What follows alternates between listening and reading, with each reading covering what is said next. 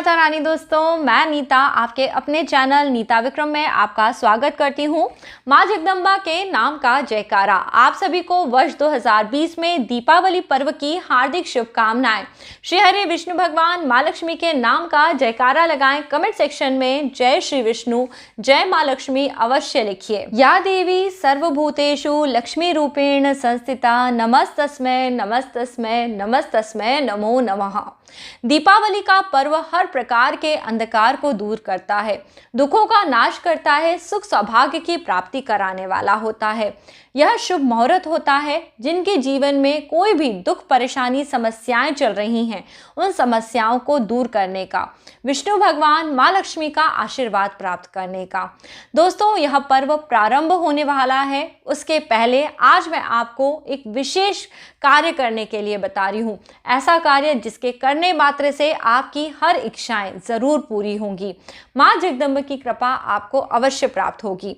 12 नवंबर 2020 की तारीख को कार्तिक मास के कृष्ण पक्ष की द्वादशी तिथि है। इस तिथि को गोवत्स द्वादशी के नाम से भी जाना जाता है। मदन रत्न पुराण एवं भविष्य पुराण के अनुसार कार्तिक मास के कृष्ण पक्ष की द्वादशी के दिन पे गौ माता का पूजन अर्चन करने से सब मनोकामनाएं पूरी होती हैं। इस दिन पे प्रदोष काल में जब द्वादशी की तिथि होती है, वही तिथि ली जाती है। गौ माता के पूजन करने से किस प्रकार आपकी मनोकामनाएं पूरी होंगी, आज इस वीडियो में मैं आपको ये बताने वाली हूँ। सर्वदेव मये देवी सर्वदेवे अलंकृते मात मम अभिलाषितम सफलम कुरु नंदनी। आप सभी समझ सकते हैं, ऐसी देवी यानी गौ माता जिन पे सभी देवों का निवास है, सभी देव उन्हें अलंकृत कर रहे हैं, उनसे यदि मैं प्रार्थना करती हूँ तो वह सभी तरह की मेरी मनोकामनाएं पूरी करती हैं। उन देवी का नाम है नंदनी। नंदनी गौ माता श्री कृष्ण की गाय थी। कामधेनु के विषय में भी आपको पता ही होगा। सभी तरह की मनोकामनाएं प्रदान करने वाली कामधेनु गाय जब समुद्र मंथन हुआ था तब निकली थी। जैसा आप सभी जानते हैं, यह दीपावली का त्योहार है। इस समय पे एक समय सभी दैत्य और सभी देवों ने समुद्र का मंथन करा था। प्रतिदिन उन्हें नए नए तरह की चीज़ों की प्राप्ति हुई। सबसे पहले द्वादशी की तिथि में कामधेनु गाय उत्पन्न हुई, जिनके लिए आज के दिन पूजन अर्चन करके गौ माता को प्रसन्न करने से सभी तरह की मनोकामनाएं पूर्ण होती हैं।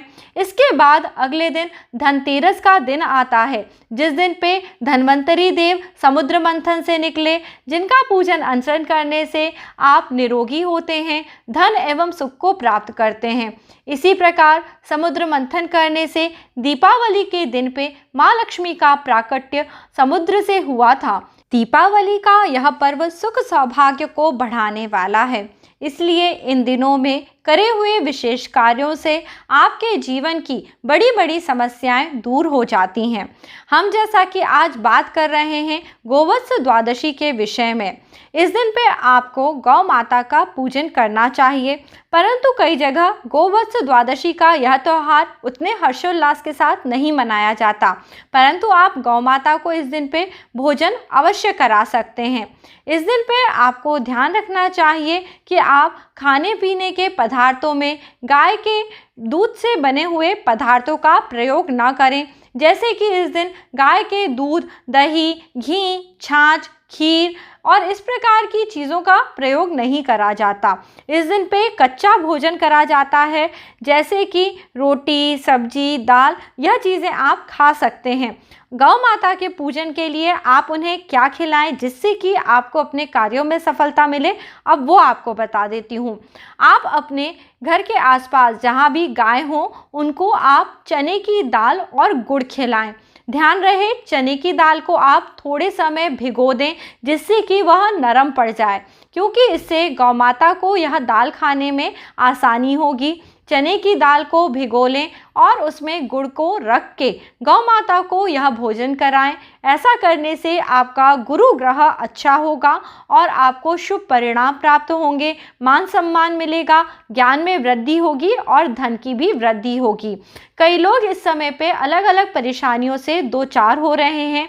उनके जीवन में सुख सौभाग्य नहीं है, उन्हें कई तरह से कामों में अड़चनें आ रही हैं, यानी काम बिगड़ रहे हैं। यदि आपके साथ भी ऐसा कुछ हो रहा है तो आप एक उपाय कर सकते हैं। एक आलू ले लीजिए। आलू आपको अपने घर में आसानी से मिल जाएगा। चाकू से उसे 2 टुकड़ों में काटिए। घर में हल्दी भी मिल जाती है। हल्दी भी गुरु ग्रह को अच्छा करती है, साथ ही साथ आपके जीवन के कई तरह के दोषों का नाश करती है। गुरुवार के दिन हल्दी से ये उपाय ज़रूर करना चाहिए।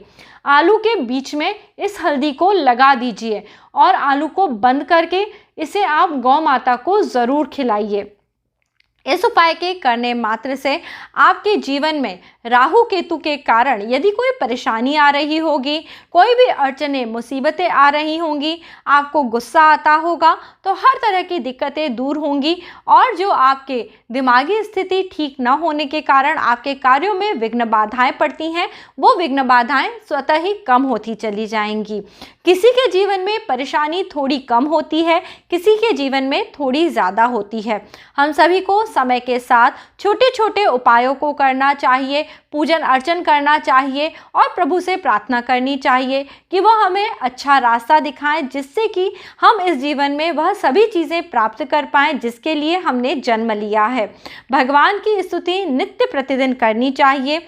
गुरुवार के दिन पे श्री हरि विष्णु का पूजन अर्चन अवश्य करिए। इस दिन पे ओम नमो भगवते वासुदेवाय इस मंत्र का जाप भी करिए। जब आप गौ माता को भोजन कराएं उस समय भी ये मंत्र बोल सकते हैं।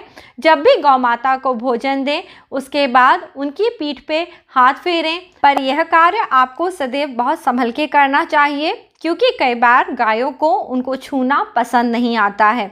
तो इस बात का ध्यान रखें और उनकी पीठ पे हाथ फेरना बहुत ही शुभ बताया जाता है। ऐसा कहते हैं गौ माता के वाम भाग में, यानी पीछे की तरफ, जहां उनके नीचे थन होते हैं उसके ऊपर जो पीठ का हिस्सा होता है, वहां पे हाथ फेरने से लक्ष्मी माँ आपके घर चली आती हैं। कई लोग जो कई तरह की परेशानियों से परेशान हैं, उन्हें गौ माता के चरण की धूली अपने घर में लाके उसका छिड़काव करना चाहिए। गौ माता के चरण की जो धूल होती है उसका जिस घर में छिड़काव करा जाता है उस घर की नकारात्मकता दूर हो जाती है। इस तरह से एक चुटकी में वह थोड़ी सी धूल लाके अपने घर के कोनों में डाल देने से यदि आपके घर में किसी भी प्रकार की नेगेटिविटी है, धन का अभाव है, किसी भी प्रकार से आप लोगों के झगड़े बहुत होते हैं, तो इस सभी चीज़ों से आपको मुक्ति मिलती है। वरना ऐसा कुछ भी ना करें तो आप केवल गौ माता के चरणों की धूली का थोड़ा सा स्पर्श करके उसे अपने माथे पे ज़रूर लगाएं। जी हाँ, यदि आप इस प्रकार से गौ माता का पूजन अर्चन करेंगे तो ज़रूर ही आपको सभी देवी देवताओं का आशीर्वाद प्राप्त होगा। आप सभी को बार बार मैं एक ही बात बोलती हूँ, आप सभी को तामसिक चीज़ों से दूर रहना चाहिए। जीव हत्या, पशु हत्या जो लोग करते हैं उन्हें अपने जन्म जन्मांतर में नाना प्रकार के दुखों को भोगना पड़ता है और कष्टों को सहना पड़ता है। आप सभी को सभी प्रकार के तामसिक व्यसनों से दूर रहना चाहिए, जिससे कि श्री हरि विष्णु माँ लक्ष्मी की कृपा आप पे हो, सभी तरह का सुख सौभाग्य आपके जीवन में आए। परेशानियों का यदि आप अंत करना चाहते हैं तो एक विशेष उपाय मैं आपको बता रही हूँ जो आप सभी को प्रतिदिन करना चाहिए।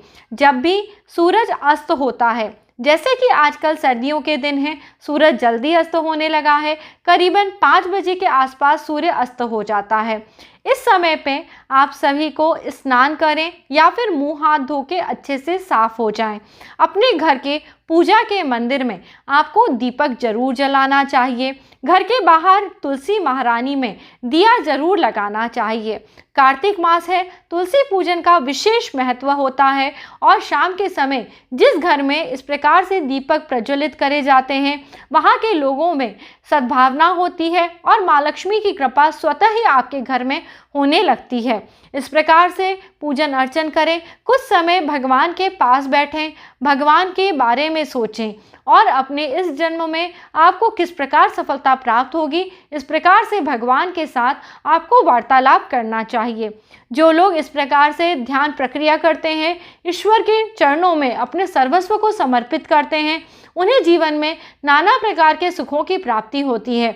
उनके जीवन में कभी दुर्भाग्य नहीं आता, वे सदैव ईश्वर की कृपा प्राप्त करते रहते हैं।